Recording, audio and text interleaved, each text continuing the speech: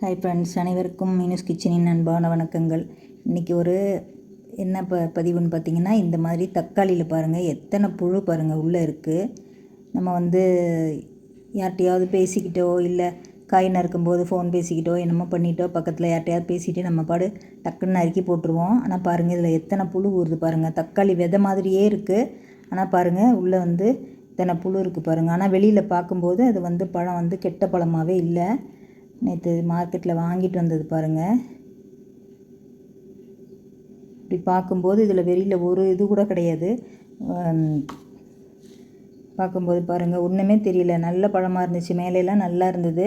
இப்படி எடுத்துகிட்டு இப்போ காலையில் நறுக்குனா பாருங்கள் இந்த இடத்துலேருந்து இப்படியே பூச்சி ஆரம்பிச்சிருக்கு. அப்படியே உள்ளே பூரா அப்படியே புழுவாக இருக்குது. தெரியாமல் பார்க்காம அந்த மாதிரி நறுக்கி போட்டுறாதீங்க, அதுக்காக தான் சொல்லலான்ட்டு. இங்கே பாருங்கள், அப்படி பாருங்கள் எவ்வளோ பெருசு பாருங்கள். அப்படியே அந்த தக்காளி விதையை போலே இருக்குது பாருங்கள். புழு அப்படியே நெளிஞ்சிட்டே இருக்குது பாருங்கள். பார்க்கலே எப்படி இருக்குது. இது எப்படி உள்ளே சாப்பிட்டுட்டு இத்தனை நாள் அப்படி உள்ளே இருக்குதுன்னு தெரியல. உயிரோட பழம் ஃபுல்லாக மூடி இருக்குது, ஆனாலும் உள்ளுக்குள்ளே இருந்து அது உயிர் வாழுது பாருங்கள். இந்த மாதிரி கடவுளோட படைப்பு பாருங்கள் இப்படி இருக்குது. நீங்கள் தெரியாமல் அந்த மாதிரி நறுக்கி போட்டிங்கன்னா வயிற்றுக்கு ஒவ்வாமையில் இந்த பாருங்கள் அப்படி வயிற்றால் போக ஆரம்பிச்சிரும்.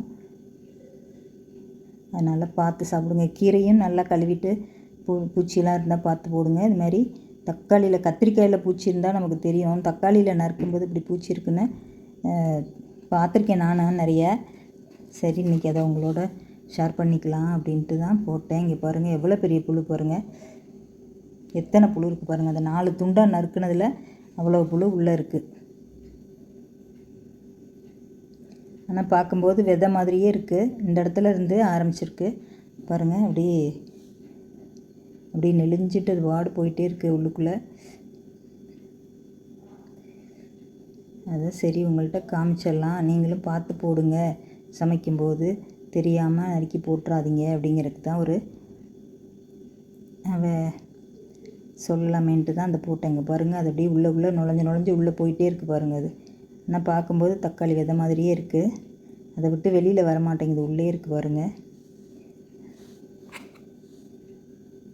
நல்லா பார்க்கும்போது சுத்தமான பழமாக இருந்துச்சு பாருங்கள். ஒரு புள்ளி ஒரு கருப்பு கூட கிடையாது. பார்க்கும்போது வெளியிலலாம் ஒன்றுமே கிடையாது, ஒரு சின்ன கருப்பு புள்ளி கூட கிடையாது. அப்படி நறுக்குனதில் பாருங்கள் உள்ளுக்குள்ளே இப்படி புழு இருந்திருக்கு.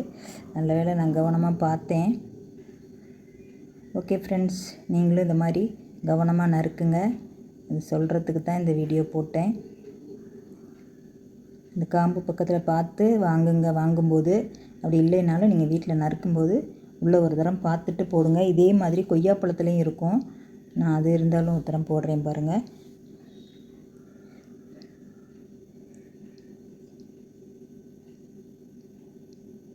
அப்படியே உள்ளே குடஞ்சி உள்ளுக்குள்ளே போயிட்டே இருக்குது. ஓகே ஃப்ரெண்ட்ஸ், நீங்களும் இந்த மாதிரி கவனமாக பார்த்து நறுக்கி போடுங்க. அது சொல்கிறதுக்கு தான் இந்த வீடியோ.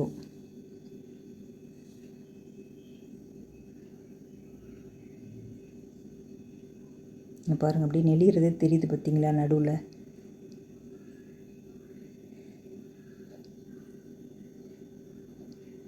அந்த விதையோடு இருக்குது பாருங்கள். அது நமக்கு தெரியவே இல்லை. ஓ, இங்கே வந்துடுச்சு வெளியில்.